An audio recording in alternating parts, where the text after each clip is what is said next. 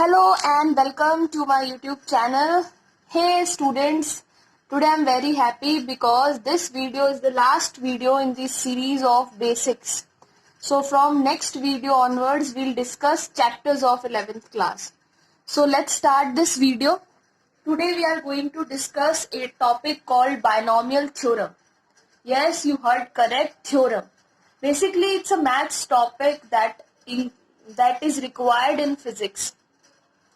सो ऐसा डरने की बात नहीं है, इतना कुछ कॉम्प्लिकेटेड भी नहीं है, बड़ा सिंपल सा है, बस एक इक्वेशन या कह दो एक सीरीज आपको लर्न करना है.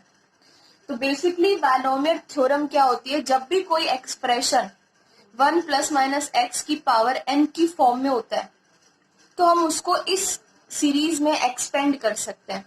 तो वो सीरीज क्या है, 1 plus minus n x plus n bracket में n minus 1 upon factorial 2 x square plus minus n minus 1 n minus 2 upon में factorial 3 x cube and so on.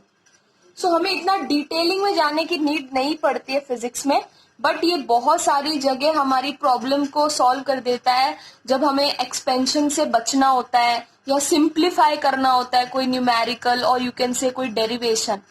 In that case this theorem really helps अस.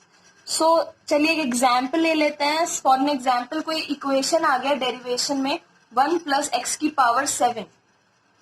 तो if you have remember this formula then you can write this in this form. तो basically कुछ नहीं है, जहां पे n था वहां 7 लिखना है, बाकी as it is copy paste है. तो इक्वेशन बन जाती है 1 plus 7x plus 42 upon factorial 2x square and so on. अब तुम बोलोगे मैम ये इससे ज्यादा कॉम्प्लिकेटेड लग रहा है, how can you are saying that it will help us. तो बेसिकली क्या होता है फिजिक्स में, अगर मैं आपको एक एग्जांपल दूं कि if you have to multiply 0.2 into 0.2 तो definitely you will get the answer of 0.04. So when we multiply two small quantities their answer will also less than that.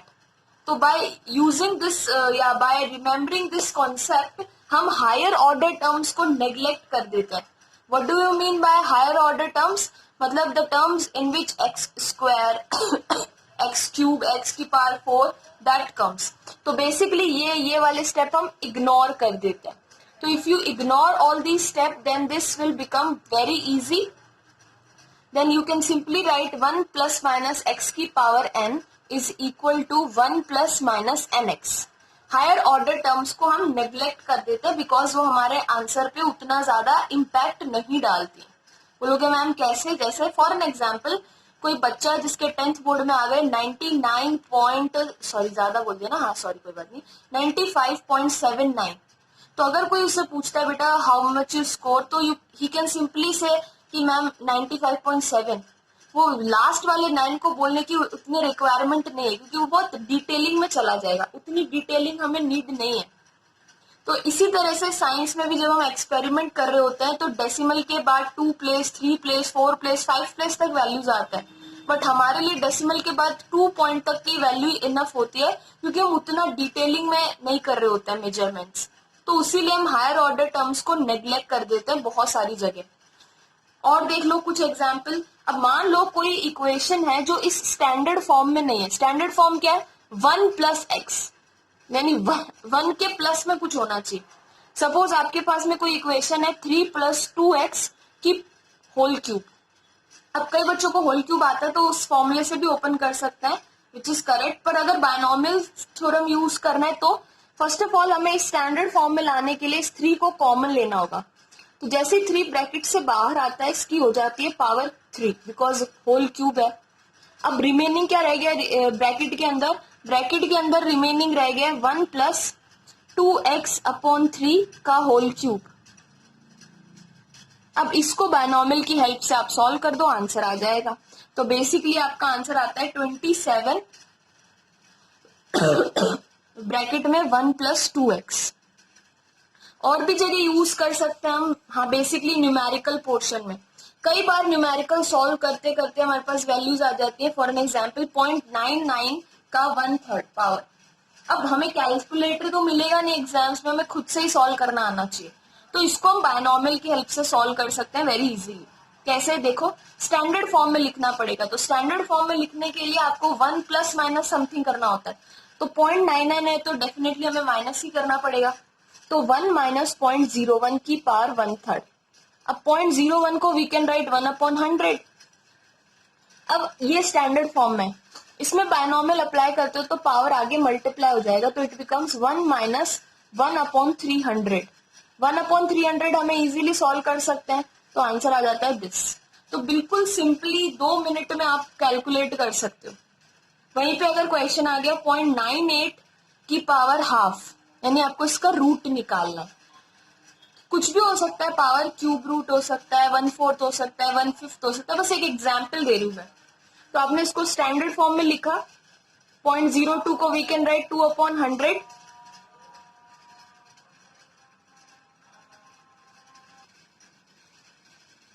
तो वी कैन राइट 1 माइनस 2/100 की power half. Binomial apply करोगे तो power आगे आएगा, इसको solve कर लोगे तो आंसर आ जाएगा 0.99। अब तुम बोलोगे इसका रूट यही आएगा, एक्चुअली पॉइंट के बाद 4 डिजिट तक काउंट होता है, हम 2 तक ही सॉल्व कर लेंगे क्योंकि हमें इतना डिटेल में जाने की नीड ही नहीं। तो there is one more example, 1.04 की पावर हाफ।